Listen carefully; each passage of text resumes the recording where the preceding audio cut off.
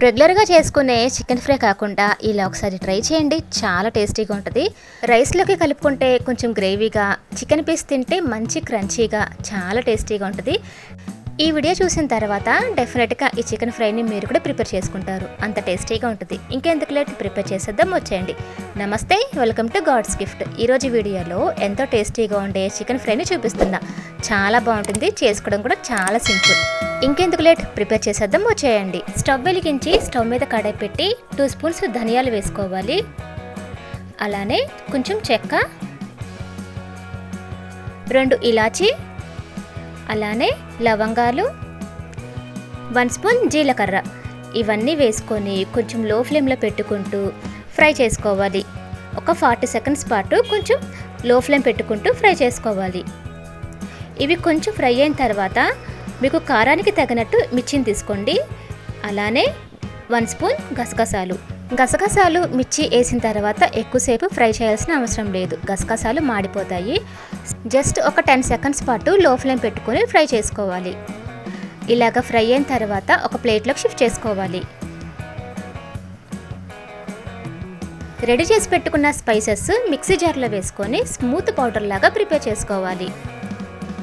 Water ఏమీ వేయాల్సిన అవసరం లేదు. ఇలాగా లిడ్ పెట్టేసి స్మూత్ పౌడర్ లాగా ప్రిపేర్ చేసుకోవాలి.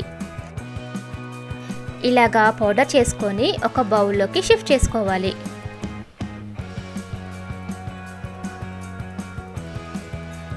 నేను ఒక 1 kg చికెన్ తీసుకున్నాను. ఇందులో కొంచెం పసుపు, సాల్ట్ కూడా వేసుకొని 3 to 4 టైమ్స్ పాటు వాష్ చేసుకోవాలి.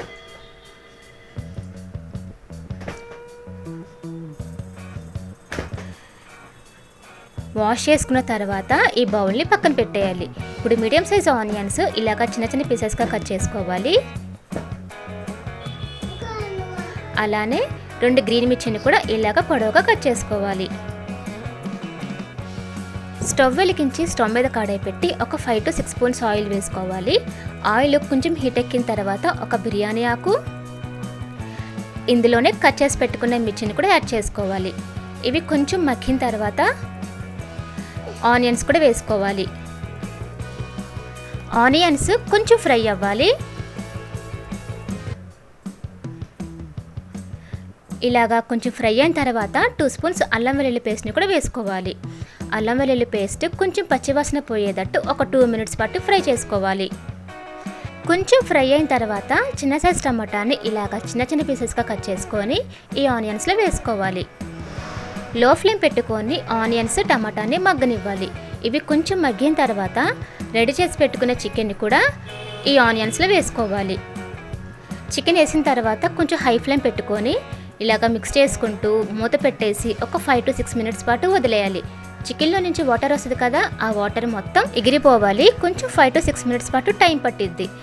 కొంచెం వాటర్ మొత్తం డ్రై అయిన తర్వాత మనం రెడీ చేసి పెట్టుకున్న పౌడర్ని కూడా ఈ చికెన్లోకి యాడ్ చేసుకోవాలి. 1.5 స్పూన్ సాల్ట్ని కూడా వేసుకోవాలి. కొంచెం పసుపు, ఇవన్నీ వేసిన తర్వాత మొత్తం ఒకసారి మిక్స్ చేసుకోవాలి. ఈ మసాలా చికెన్కి పట్టేటట్టు మొత్తం ఇలాగా కలుపుకోవాలి. ఈ చికెన్ ఫ్రై మాత్రం మంచి టేస్టీగా, మంచి స్పైసీగా చాలా బాగుంటుంది.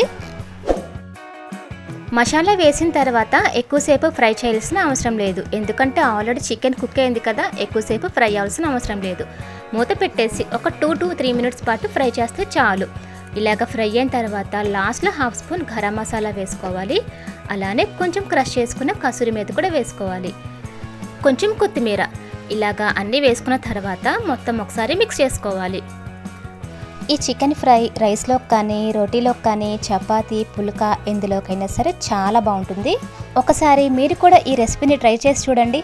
అన్నంలో కలుపుకోవడానికి మంచి గ్రేవీ వస్తుంది. అలానే చికెన్ పీస్ తిన్నా సరే మంచి క్రంచీగా, మంచి మసాలా టేస్ట్తో చాలా బాగుంటుంది. డెఫినెట్గా ఈ రెసిపీని మీరు మాత్రం ట్రై చేయండి, చాలా బాగుంటుంది. జస్ట్ ఒక 5 to 6 మినిట్స్లో అయిపోయే చికెన్ ఫ్రై డెఫినెట్గా మీరు కూడా ట్రై చేయండి. ఈ వీడియో కనుక మీకు నచ్చితే మీ ఫ్రెండ్స్కి, రిలేటివ్స్కి షేర్ చేయండి. సబ్స్క్రైబ్ చేసుకోవడం మాత్రం మర్చిపోకండి. Thanks for watching.